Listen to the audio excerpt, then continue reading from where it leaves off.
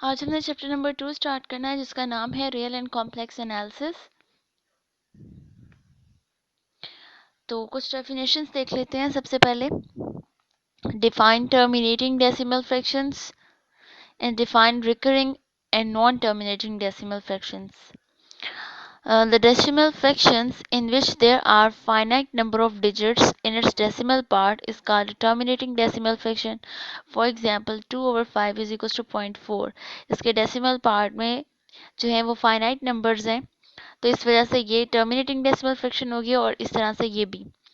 Next देखिए recurring and non terminating decimal fractions. The decimal fractions, इनको non terminating भी कहा जाता है। नॉन टर्मिनेटिंग, ये टर्मिनेटिंग होते हैं, ये non terminating, in which some digits are repeated again and again in the same order and its decimal part is called a recurring decimal fraction.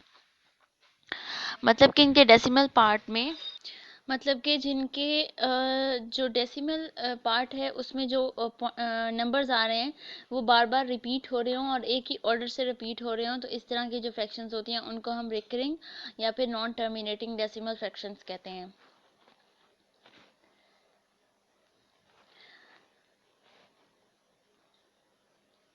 Question number 1 है हमारे पास, identify which of the following are rational and irrational numbers. कुछ numbers हैं हमारे पास given, हमने check करना है उसमें से कि कौन सा रैशनल है और कौन सा इरेशनल है। तो रैशनल नंबर इस तरह के होते हैं जिनको हम p बाई क्यू की फॉर्म में लिख सकते हैं, और इरेशनल नंबर ऐसे होते हैं जिनको हम p बाई क्यू की फॉर्म में नहीं लिख सकते। ठीक है, तो इन जनरल जो भी नंबर रेडिकल के अंदर होते हैं या स्क्वायर रूट के अंदर होते हैं तो वो इरेशनल होते हैं।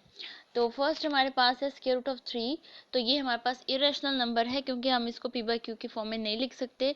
और सेकंड है 1/6, तो ये रैशनल नंबर है। और पाई भी एक इरेशनल नंबर है क्योंकि हम इसको इस तरह मतलब p ओवर क्यू की फॉर्म में नहीं लिख सकते। और फोर्थ है 15/2, ये भी रैशनल नंबर है।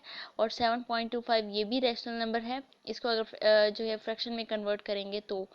और उसके बाद स्क्वायर रूट ऑफ 29 ये भी एक इरेशनल नंबर है क्योंकि ये रेडिकल साइन के अंदर है। तो जो भी होंगे नंबर्स अंडर रूट में वो सारे इरेशनल होंगे। नेक्स्ट है question number 2, convert the following fractions into decimal fractions. Fractions given है, हम इनको जो है वो डेसिमल रिप्रेजेंटेशन में रिप्रेजेंट करते हैं। 17/25 है, तो इसको जब हम डिवाइड करेंगे तो हमारे पास आ जाएगा 0.68। और इसी तरह से 19/4 सिंपल डिवीजन है इनकी। ठीक है, और इसका रिजल्ट आएगा 4.75। 57/8 इसका रिजल्ट आएगा 7.125। सिंपली इसे हम बाय हैंड भी कर सकते हैं और कैलकुलेटर से भी हम जो है वो इसका रिजल्ट निकाल सकते हैं। इसी तरह से फोर्थ, फिफ्थ और सिक्स पार्ट जो है वो हो जाएंगे, इनको हम सिंपली डिवाइड करके इनको डेसिमल रिप्रेजेंटेशन में रिप्रेजेंट कर देंगे। नेक्स्ट हमारे पास है question number 3, which of the following statements are true and which are false। हमारे पास जो स्टेटमेंट्स गिवन हैं उनमें से हमने चेक करना है कि कौन से स्टेटमेंट्स जो हैं वो ट्रू हैं और कौन से स्टेटमेंट्स जो हैं वो फॉल्स हैं।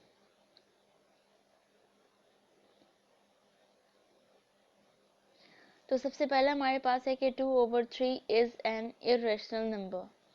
ये हमारे पास एक जो है वो इरेशनल नंबर है, तो ये बात ट्रू है या फॉल्स।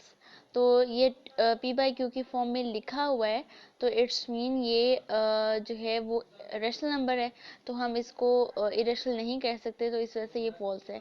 नेक्स्ट है second, pi is an irrational number. Pi जो है वो एक इरेशनल नंबर है। अभी हमने ये क्वेश्चन भी किया था, तो उसमें भी हमने यही डिस्कस किया था कि पाई जो है वो रैशनल नंबर नहीं होता है, ये इरेशनल नंबर होता है, तो ये ट्रू है। नेक्स्ट है हमारे पास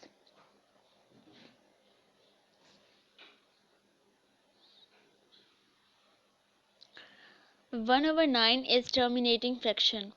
ये जो 1/9 है वो हमारे पास टर्मिनेटिंग फ्रैक्शन है। हमने टर्मिनेटिंग फ्रैक्शन की डेफिनेशन पढ़ी थी कि ऐसी फ्रैक्शन जिसके डेसिमल जो पार्ट है उसमें जो है वो फाइनाइट नंबर्स हों।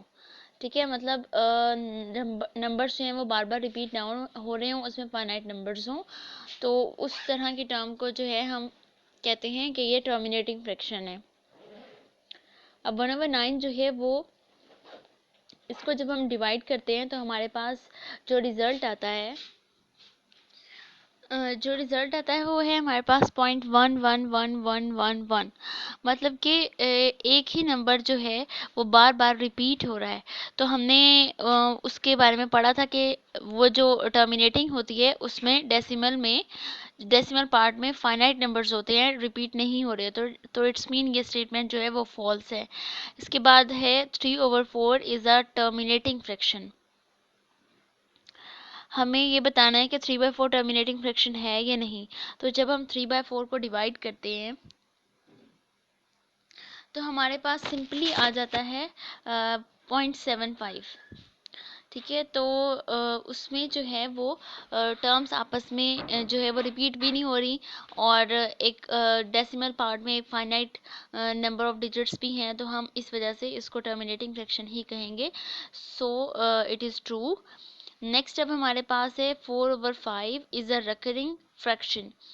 ठीक है, मतलब 4/5 एक रिकरिंग फ्रैक्शन है। रिकरिंग मतलब कि उसमें जो डेसिमल पार्ट में आ रहे हैं डिजिट्स वो सेम इंटरवल के बाद जो है वो रिपीट हो रहे हैं, मतलब उनकी अरेंजमेंट एक ही जैसी चल रही है। तो ऐसा नहीं है। जब हम इसको डिवाइड करते हैं तो हमारे पास आता है 0.8 आता है हमारे पास। तो वो जो है वो ना ही रिपीट हो रहे हैं और ना ही जो है वो एक ही सीक्वेंस चल रहा है हमारे पास। तो एक ही नंबर है हमारे पास उसके डेसिमल पार्ट में, तो इस वजह से वो जो है वो टर्मिनेटिंग फ्रैक्शन है, रिकरिंग फ्रैक्शन नहीं है। तो ये स्टेटमेंट जो है वो फॉल्स है। तो आज हमने यही क्वेश्चंस ही करने थे। जो डेफिनेशन हमने दो पढ़ी हैं उनको भी आप लर्न कर लीजिएगा। इसके अलावा मैंने ऑरली बताई हैं रैशनल फ्रैक्शन की डेफिनेशन, कि ऐसी फ्रैक्शन जिसको हम p/q की फॉर्म में रिप्रेजेंट कर सकते हैं। आपके बुक के चैप्टर में भी ये डेफिनेशन स्टार्ट में मौजूद है, और इरेशनल फ्रैक्शन की भी डेफिनेशन मौजूद है। तो वो दो डेफिनेशंस और जो यहाँ पर मेंशन है, इन चारों को जो है वो आपने लर्न कर लेना है। ठीक है, और जो क्वेश्चंस हैं इनको भी अच्छी तरह से आपने देख लेना है। ये क्वेश्चंस जो हैं वो MCQs के लिए इम्पोर्टेंट हैं, तो आप इसे कर लीजिएगा। ओके स्टूडेंट्स, फ़ी अमान अल्लाह।